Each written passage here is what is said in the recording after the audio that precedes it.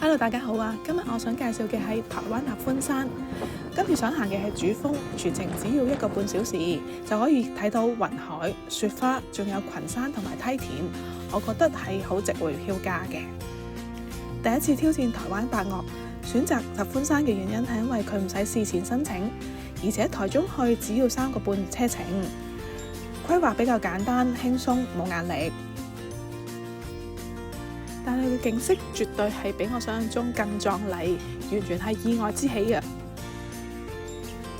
我自己就逐一日去到清境農場落腳，適應高海拔。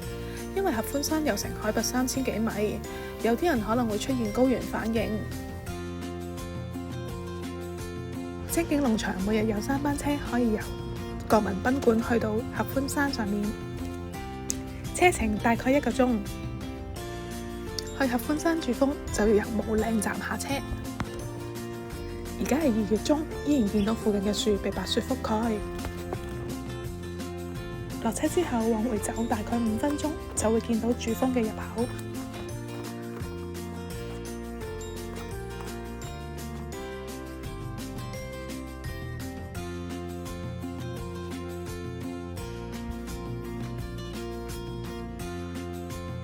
只要沿住路一直走，就會見到層層不同嘅美景喺度等緊我哋。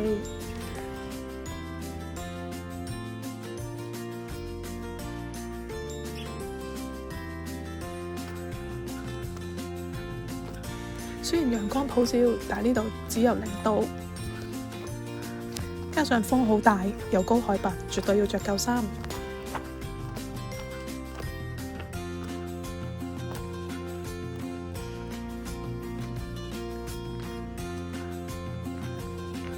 雖然山路唔算斜，但有成海拔3000幾米，我都行到有啲索氣啊！不過呢個風景絕對值回票價。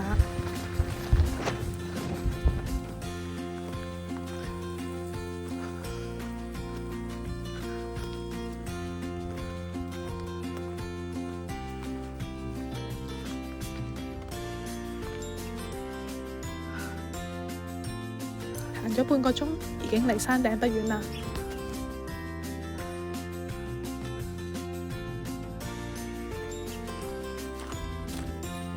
終於到山頂啦！我好鍾意呢度嘅雲海，陽光之下嘅雲海，藍天白雲。我尤其鍾意見到雲下面嘅村落，比起黃山嗰種白茫茫一片，可能冇咁洶湧澎湃，但係佢都能夠見到人同大自然嘅關係。除咗主峰，山上面仲有好幾個2小時內可以行完嘅山峰，之後可以搭返小巴返去清境農場。不過要特別留意，上山嘅巴士同埋落山都係只有3班，而且必須要提前訂位。除咗行合歡山之外，我自己就喺清境農場住咗3日，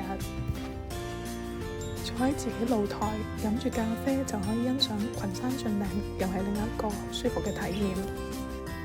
好多時候，我覺得去尼泊爾行10日8日山，固然係挑戰自我，但係享受大自然其實唔應該有太大嘅門檻，只要你喜歡就係最好。我來回都選擇直達巴士，每程只要2個半小時，途中睇睇風景、休息就已經到啦。而且班次有好多，十分方便。不過再一次提醒，由清境農場去到合歡山嘅巴士必須提早預約。